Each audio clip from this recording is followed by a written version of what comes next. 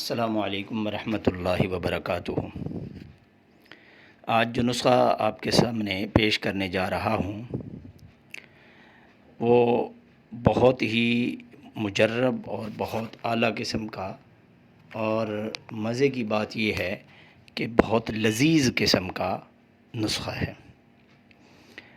دوا کے بارے میں عموماً یہ سنا ہوتا ہے کہ دوا ہے، یہ دوائی ہے، مٹھائی نہیں ہے، لیکن یہ ایسا نسخہ ہے کہ جو دوائی بھی ہے اور مٹھائی بھی ہے۔ اور مزے کی بات یہ ہے کہ بچوں، بوڑھوں، جوانوں سب کے لیے یہ یکساں مفید ہے، اور اس نسخے کی افادیت، فوائد، تجربے سے جو بات ثابت ہوئی ہے، اکثر حکماء اس کے بارے میں کہتے ہیں کہ بالوں کی جڑوں سے لے کر پاؤں کے ناخن تک تمام جسمانی امراض کے لیے مفید ہے، خصوصاً یہ اعصابی طاقت کے لیے، اور اسی طرح یہ معدے کی طاقت کے لیے، جگر کی طاقت کے لیے، دل کی طاقت کے لیے، بہرحال یہ پورے جسم کے تمام اعضاء کے لیے بے حد مفید نسخہ ہے، اور بنانا بھی کوئی مشکل نہیں، بنانا بھی بہت آسان ہے۔ اب اس کے اجزاء آپ پہلے سن لیں، پھر میں بنانے کا طریقہ بھی عرض کر دیتا ہوں۔ اس کے اجزاء کیا ہیں؟ آدھا کلو بادام۔ بادام کے اندر یہ بات یاد رکھیں کہ بادام آپ نے امریکن نہیں لینے، یہ میں کئی دفعہ بتا چکا ہوں، امریکن بادام نہیں لینے۔ آپ بادام لے کر خود نکال لیں، یا کسی دیسی بادام کی گری یعنی مغز مل جائے تو وہ بہتر ہے۔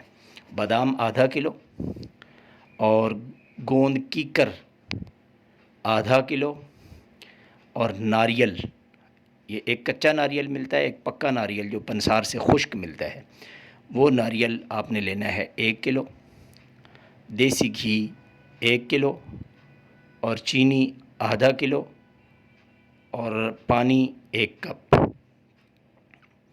اب اس کو بنانا، تیار کرنا کیسے ہے؟ سب سے پہلے آپ نے کڑاہی کے اندر دیسی گھی ڈالنا ہے، اور وہ دیسی گھی جب گرم ہو جائے تو آپ نے اس میں تھوڑی تھوڑی کر کے گوند کیکر ڈالنی ہے۔ گوند کیکر پہلے پھول جائے گی، اس کے بعد یہ سرخ ہو جائے گی، تو جب یہ سرخ ہو جائے تو آپ اس کو نکال لیں، لیکن فوراً اس کو کوٹ لیں، پیس لیں یا گرائنڈ کر لیں۔ اسی طرح ساری گوند جو ہے، گوند کیکر، اس کو آپ نے اسی طرح پھلا لینا ہے، پکا لینا ہے۔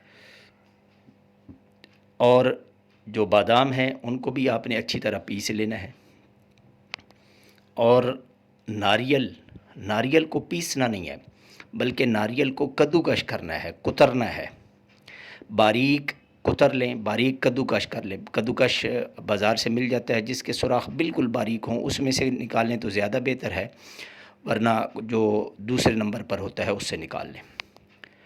تو ناریل یہ کتر لیا آپ نے، یہ تینوں چیزیں آپ کے پاس اب یہ پیسی ہوئی رکھی ہوئی ہیں۔